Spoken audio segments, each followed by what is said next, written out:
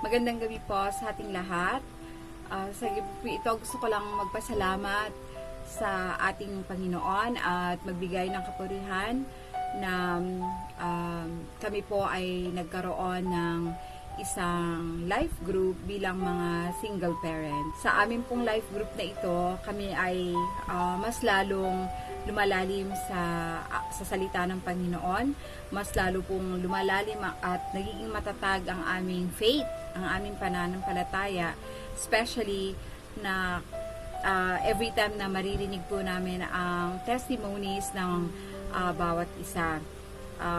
True enough na ang Panginoon po ay tapat sa kanyang mga pangako at sabi niya na hindi niya po tayo pababayaan, hindi niya po tayo iiwanan. Sa isang buhay ng isang single parent ay isa po itong buhay na patotoo para po sa amin dahil hindi po madali ang magtaguyod ng isang pamilya alone. But I thank the Lord kasi nakikita namin na ang kamay ng Panginoon ay laging nandyan. At ang Panginoon ang nagpo-provide at ang Panginoon ang nagbibigay ng kalakasan at katatagan sa aming mga puso sa bawat isang single parent.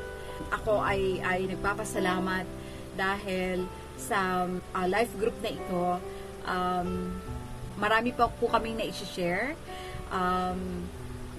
na nasasabi po namin yung mga bagay na hindi madali pong sabihin, lalo na pagka ikaw ay nakakaranas ng kabigatan sa iyong puso at sa pang-araw-araw na buhay. Marami po tayong mga challenges na pinagdadaanan.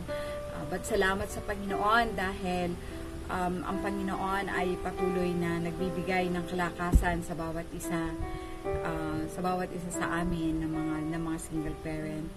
Ang hindi ko po makakalimutan sa life group na ito ay kami po ay mas lalong nagkakaroon ng eagerness na makilala pa ang Panginoon at sa malalim na kaparaanan at kami ay sama-samang natututo sa salita ng Panginoon na ito ay nagbibigay sa amin ng pag-asa at kapayapaan sa aming mga puso at isip.